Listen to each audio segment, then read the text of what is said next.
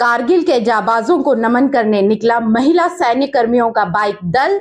जम्मू में हुआ भव्य स्वागत। बीआर शर्मा ने राज्य चुनाव आयुक्त के रूप में ली शपथ। पहले संभाल चुके हैं ये पद।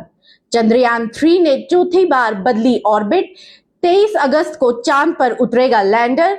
और जयपुर में भूकंप के झटके 16 मिनट में 3 झटकों ने किया महसूस। नमस्कार, आप देख रहे हैं द राइट न्यूज और मैं हूं हिमाग्नि मोजा। इससे पहले की खबरें विस्तार से पढ़ी जाए, जल्दी से कीजिए हमारा चैनल सब्सक्राइब ताकि देश प्रदेश की खबरों के साथ आप अपडेटेड रह सके। सबसे पहले रुख करें प्रदेश की खबरों की तरफ, तो बुलंद हौसला, जोश और तूफान से टकरा जाने का जज्बे के साथ सेना का जाबाज महिलाओं का दल जम्मू पहुंचा। इस दल में शहीदों की पत्नियां, वायुसेना, नेवी और सेवा में तैनात महिला कर्मी एवं अफसर शामिल हैं। इसके अलावा कारगिल युद्ध के हीरो कैप्टन बत्रा के साथ शहीद होने वाले कर्नल डॉक्टर राजेश की पत्नी दीपाली अडायू की इस दल में शामिल है। ये दल दिल्ली से रवाना हुआ था, जो अंबाला जालंधर से होकर जम्मू पहुंचा। अब ये आगे उधमपुर और श्रीनगर से होकर 25 जुलाई को कारगिल पहुंचेगा। यहां कारगिल विजय दिवस में वह शिरकत करेगा। बता दें कि दल में 2 वीर नारियां, 10 महिला सैन्य अफसर, सेना की 3 महिला कर्मी और 8 सैन्य कर्मियों के परिवार से संबंध रखने वाली महिलाएं शामिल हैं। जम्मू पहुंचने पर कॉन्वेंट स्कूल गांधीनगर की बच्चियों ने उनका जोरदार स्वागत किया। दल में शामिल डॉक्टर दीपाली अडायू ने दल के बारे में विस्तृत जानकारी दी। वह कारगिल की गाथा बताते हुए भावुक भी हो उठी। उन्होंने कैप्टन बत्रा के साथ अपने पति कर्नल राजेश की तस्वीर साझा भी की। बताया कि वह इस सफर में शामिल होकर खुद को कितना गौरवान्वित महसूस कर रही हैं। कहा कि वह बार बार इस बाइक रैली का हिस्सा बनना चाहेंगी। उन्होंने स्कूल की छात्राओं को संबोधन भी किया। गौरतलब है कि बाइक पर एक एक कर स्कूल पहुंची महिलाओं का स्वागत बच्चियों ने तालियों से किया। इसके साथ ही भारत माता की जयकार के नारे भी लगाए। बच्चियों का उत्साह देखकर वह गदगद नजर आई। रुख करे आज की दूसरी प्रदेश की खबर की ओर, तो जम्मू कश्मीर के पूर्व मुख्य सचिव बीआर शर्मा ने केंद्र शासित प्रदेश के राज्य चुनाव आयुक्त के रूप में शपथ ली। उपराज्यपाल मनोज सिन्हा ने राजभवन में शर्मा को पद की शपथ दिलाई। उन्हें पिछले सप्ताह राज्य चुनाव आयुक्त नियुक्त किया गया था। वह 65 साल की आयु तक इस पद पर बने रहेंगे। उनके पूर्व के शर्मा ने 1 फरवरी को अपना कार्यकाल पूरा किया। कठुआ जिले में रहने वाले 1984 बैच के आईएएस अधिकारी बीआर शर्मा ने 2015 से 2017 तक मुख्य सचिव के रूप में कार्य किया है। उन्होंने गृह मंत्रालय में अतिरिक्त सचिव के साथ साथ जम्मू कश्मीर के मुख्य निर्वाचन अधिकारी यानी सीआईओ के रूप में भी काम किया है। राज्य चुनाव आयुक्त की नियुक्ति के साथ ही प्रदेश में पंचायत चुनाव करने का रास्ता साफ हो गया है, क्योंकि पंचायत चुनाव के लिए ये अनिवार्य है। गौरतलब है कि इस साल दिसंबर में पंचायतों का कार्यकाल समाप्त हो जाएगा। अब पंचायती चुनाव के लिए मतदाता सूची बनाने का काम शुरू होने की उम्मीद है। रुख करें आज की कुछ विशेष देश की खबरों की ओर, तो इसरो के वैज्ञानिक ने चंद्रयान 3 की चौथी ऑर्बिट रेजिंग प्रोसेस सक्सेसफुली पूरी की।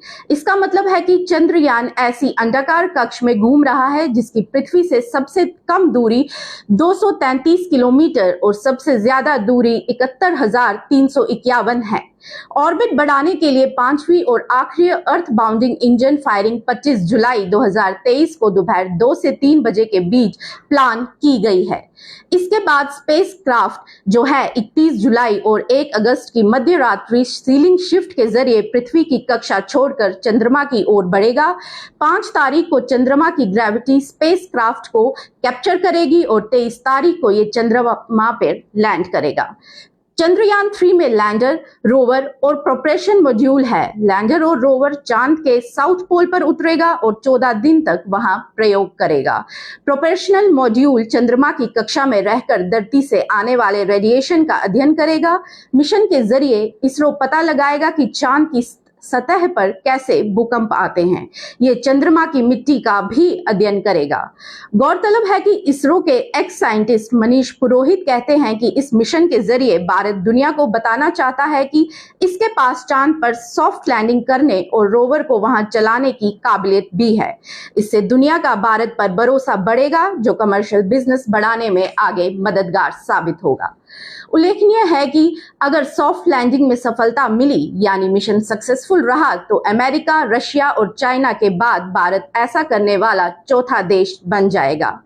रुक करें देश की दूसरी खबर की ओर, तो राजस्थान की राजधानी जयपुर को भूकंप ने हिला दिया। यहां सुबह 4:09 से 4:25 के बीच 3 झटके महसूस किए गए। फिलहाल भूकंप से किसी भी तरह के नुकसान की खबर नहीं है। नेशनल सेंटर ऑफ सेस्मोलॉजी के अनुसार 3 झटके आए हैं।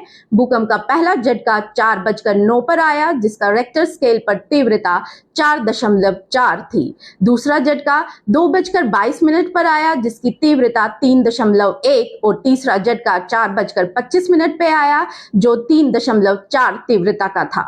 स्थानीय लोगों ने बताया कि एक के बाद एक भूकंप के झटके महसूस किए गए। विस्फोटक जैसी आवाज सुनाई दी और लोग डर की वजह से सुबह 4 बजे घरों और अपार्टमेंट से बाहर निकल आए। भूकंप के बाद कई इलाकों में बिजली गुल भी रही। 3 बार झटके आने की वजह से लोग सहम गए और आसपास स्थित पार्क व खुले मैदानों में जाकर बैठ गए। वहीं कुछ लोग सड़क पर स्थित सामान्य होने का इंतजार करते रहे।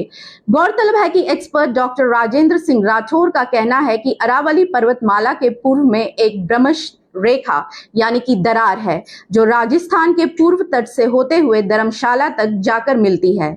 इसमें राजस्थान के जयपुर, अजमेर, भरतपुर इलाके शामिल है। उनका कहना है कि अरावली पहाड़ी में जो दरारें हैं, उसमें हलचल शुरू हो चुकी है। अब ऐसे भूकंप के झटके जयपुर समेत इससे सटे हुए अन्य इलाकों में भी आते रहेंगे। ये थी देश प्रदेश की कुछ विशेष खबरें। कल फिर आपके सामने प्रस्तुत होंगे कल की कुछ विशेष खबरों के साथ। तब तक के लिए दीजिए इजाजत। लाइक कीजिए, सब्सक्राइब कीजिए, शेयर कीजिए, कमेंट कीजिए। बने रहे द राइट न्यूज के साथ। नमस्कार।